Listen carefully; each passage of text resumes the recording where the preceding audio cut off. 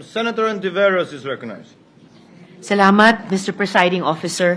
Para lang mag-ambag pa sa diskusyon, ninonote ko po yung amendment sa motion na ginawa ni Senator Judge De La Rosa at nag-object pa rin po ako sa motion na yan. Pero una po, dun sa point ni Senator Judge De La Rosa na a motion to dismiss is inherent in the powers of every judicial or quasi-judicial body. Hindi po ito totoo. Sa katunayan, maraming rules of procedure actually sinasabi na ang motion to dismiss ay prohibited pleading. Gaya po ng rules of procedure na nag-govern sa mga intercorporate controversies. At kahit pa po kung kailan sila pinapayagan, kung kailan pinapayagan yung motion to dismiss, a motion to dismiss is a litigious motion at hindi po pwedeng i-grant na hindi binibigyan yung affected party ng pagkakataon na marinig. Hindi lang po yan ang gusto kong puntuhin talaga, Mr. Presiding Officer.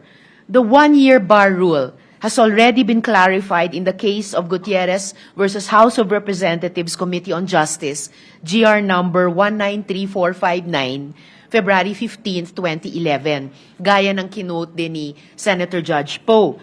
The court INRE explained that multiple impeachment complaints can be filed basta't iisang referral lamang sa Committee on Justice ang ginawa. Hindi po nilalabag yung 1987 Constitution. Gutierrez explains the rationale for this and I quote, ibang quote po sa quote ni Senator Judge Poe. It becomes clear that the consideration behind the intended limitation refers to the element of time and not to the number of complaints.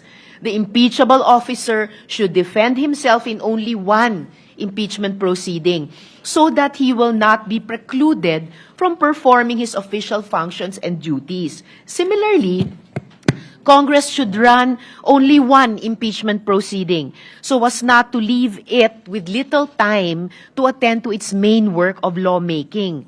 The doctrine laid down in Francisco that initiation means filing and referral remains congruent to the rationale of the constitutional provision. At sa ating sirkumstansya, Mr. Presiding Officer, iisa lang ang impeachment case na kasalukuyang dinidinig. At precisely, arguments for or against should not be debated by us alone.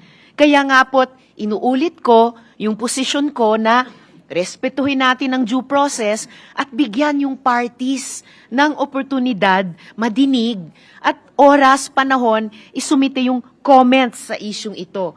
Sa totoo lang po, ang proper pleading ay motion to quash, pero hindi naman po ito ginagawa ng Senator Judge. Ito po ay fina-file ng defense.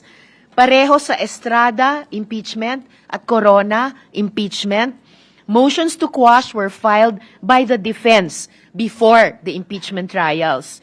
Yung prosecution sa mga kasong iyon ay binigyan ng oportunidad na mag-oppose.